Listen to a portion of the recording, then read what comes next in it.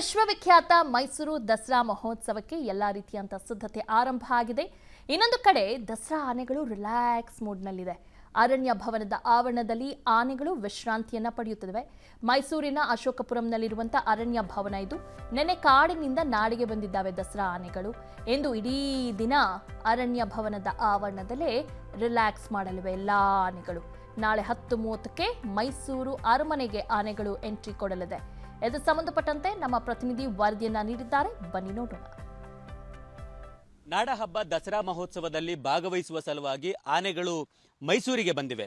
ನಿನ್ನೆ ಗಜಪಯಣದ ಮೂಲಕವಾಗಿ ಕಾಡಿನಿಂದ ಆನೆಗಳನ್ನು ಹೊರಡಿಸಲಾಗಿತ್ತು. ಇದೀಗ ನಾಡಿನಲ್ಲಿ ಆನೆಗಳು ವಿಶ್ರಾಂತಿಯನ್ನು ಪಡಿತಾ ಇದ್ದಾವೆ. ಮೈಸೂರಿನ ಅಶೋಕಪುರಂನಲ್ಲಿರುವ ಅರಣ್ಯ ಭವನದ ಆವರಣದಲ್ಲಿ ಆನೆಗಳನ್ನು ವಿಶ್ರಾಂತಿಗೆ ಬಿಡಲಾಗಿದೆ. ಸಾಕಷ್ಟು ಜನ ಸಾರ್ವಜನಿಕರು ಬಂದು ಆನೆಗಳನ್ನು ನೋಡಲಿಕ್ಕೆ ಮೊದಲೆಲ್ಲ ಅವಕಾಶವನ್ನು ಮಾಡಲಾಗ್ತಿತ್ತು. ಆದರೆ ಈಗ ಹೆಚ್ಚಿನ ಜನಸಂದಣಿ ಉಂಟಾಗುತ್ತೆ ಅನ್ನುವ ಕಾರಣಕ್ಕಾಗಿ ಅರಣ್ಯ ಇಲಾಖೆಯವರು ಸಾರ್ವಜನಿಕರು ಆನೆಗಳನ್ನು ವೀಕ್ಷಣೆ ಮಾಡುವ ಆ ಪ್ರಕ್ರಿಯೆ ಏನಿತ್ತು ಅದಕ್ಕೆ ನಿಷೇಧವನ್ನು ಹೇರಿದ್ದಾರೆ.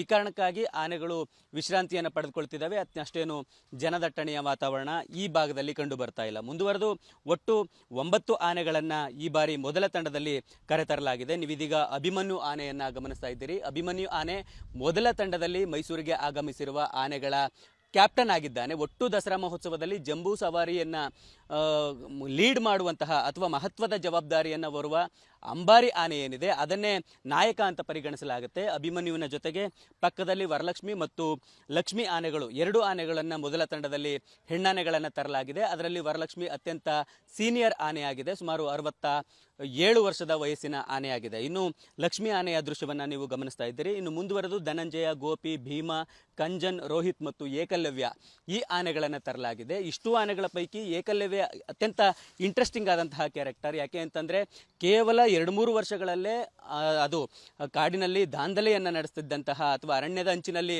ಗ್ರಾಮದ ಜನರಿಗೆ ತೊಂದರೆಯನ್ನು ಕೊಡ್ತಿದ್ದಂತಹ ಆನೆಯನ್ನು ಏನು ಕ್ಯಾಪ್ಚರ್ ಮಾಡಿ ಅದನ್ನು ಪಳಗಿಸಿ ದಸರಾ ಮಹೋತ್ಸವಕ್ಕೆ ತರಲಾಗಿದೆ. ಈ ಕಾರಣಕ್ಕಾಗಿ ಅಭಿಮನ್ಯುವಿನ ಬಿಹೇವಿಯರ್ ಹೇಗಿರುತ್ತೆ ಅನ್ನೋದನ್ನು ಅಬ್ಸರ್ವ್ ಮಾಡುವಂತಹದ್ದು ಕೂಡ ಅರಣ್ಯ ಇಲಾಖೆಗೆ ಅತಿ ಮುಖ್ಯವಾದಂತಹ ಪ್ರಕ್ರಿಯೆ ಆಗುತ್ತೆ. ಒಟ್ಟು ದಸರಾ ಮಹೋತ್ಸವದಲ್ಲಿ ಮುಂದಿನ ಹಂತದಲ್ಲಿ 5 ಆನೆಗಳನ್ನು ತರಲಾಗುತ್ತೆ. ಆ ನಂತರದಲ್ಲಿ 4 ಆನೆಗಳನ್ನು ಆನೆ ಶಿಬಿರದಲ್ಲಿಯೇ ರಿಸರ್ವ್ ಇಟ್ಟುಕೊಳ್ಳಲಾಗಿದೆ.